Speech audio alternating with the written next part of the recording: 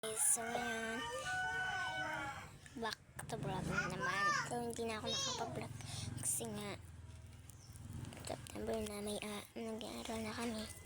So ayan, kapila ko ng clay. Ayan. So ito pa yung kanina ng Tina. Nagbibigay ko yung mga classmates ko.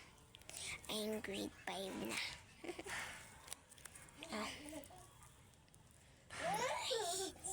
Ang ganda.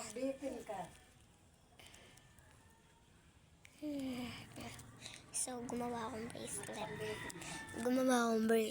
Bracelet. Ayan.